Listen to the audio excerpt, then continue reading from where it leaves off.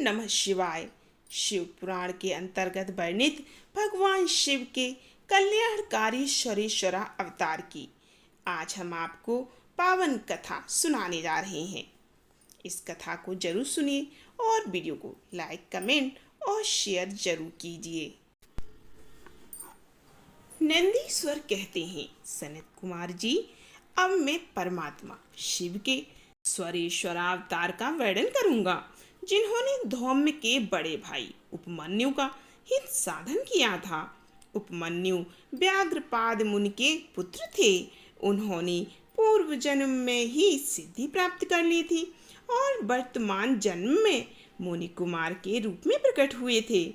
वे शैशवावस्था से ही पिता के साथ मामा के घर में रहते थे और देववश दरिद्र थे।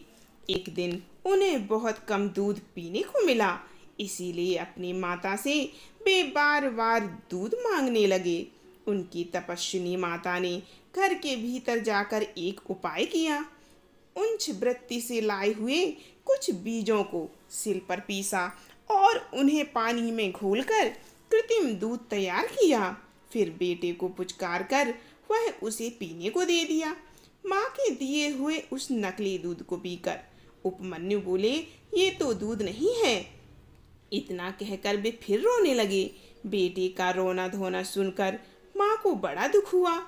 अपने हाथ से उपमन्यु की दोनों आंखें पोंछकर उनकी लक्ष्मी जैसी माता ने कहा, बेटा, हम लोग सदा वन में निवास करते हैं, हमें यहाँ दूध कहाँ से मिल सकता है। भगवान शिव की कृपा के बिना किसी को दूध नहीं मिलता। बस पूर्व जन्म में भगवान शिव के लिए जो कुछ किया गया है, वर्तमान जन्म में वही मिलता है। माता की यह बात सुनकर उपमन्यु ने भगवान शिव की आराधना करने का निश्चय कर लिया और वे तपस्या के लिए हिमालय पर्वत गए और वहां वायु पीकर रहने लगे। उन्होंने 8 ईंटों का एक मंदिर बनाया और उसके भीतर मिट्टी के शिवलिंग की स्थापना की। उसमें माता पार्वती सहित शिव का आवाहन किया। तत्पश्चात जंगल के पत्र पुष्प आदि लेकर भक्ति भाव से पंचाक्षर मंत्र के उच्चारण पूर्वक साम शिव की पूजा करने लगे।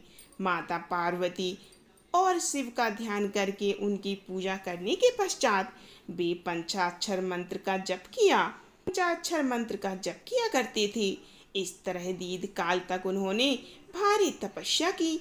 मुने बालक उपमन्यु की तपस्या से चराचर प्राणियों सहित त्रिभुवन संतप्त हो उठा। तब देवताओं की प्रार्थना से उपमन्यु के भक्ति भाव की परीक्षा लेने के लिए भगवान शंकर उनके समीप पधारे। उस समय शिव ने देवराज इंद्र का, पार्वती ने सची का, नंदीश्वर वृषभ ने ऐरावत हाथी का तथा शिव के गणों ने संपूर्ण देवताओं का रूप धारण कर लिया। निकट आने पर सुरेश्वर रूपधारी शिव ने बालक उपमन्यु को वर मांगने के लिए कहा। उपमन्यु ने पहले तो शिव भक्ति मांगी, फिर अपने को इंद्र बताकर जब उन्होंने शिव की निंदा की, तब उस बालक ने भगवान शिव के अतिरिक्त दूसरे किसी से लेना अस्वीकार कर दिया। वे इंद्र को मारकर स्वयं भी मर जाने को उद्यत हो गए। उन्होंने अधोरात्र चलाया, उसी नंदी ने पकड़ लिया। उसे नंदी ने पकड़ लिया और उन्होंने अपने को जलाने के लिए जो अग्नि धारण की, उसे भगवान शिव ने शांत कर दिया। फिर वे सब के सब अपने यथार्थ स्वरूप में प्रकट हो गए। शिव ने उपमन्यु को अपना पुत्र माना और उनका मस्तक सूंघकर कहा, वत्स, मैं तुम्हारा पिता और ये पार्वती तुम्हारी माता हैं।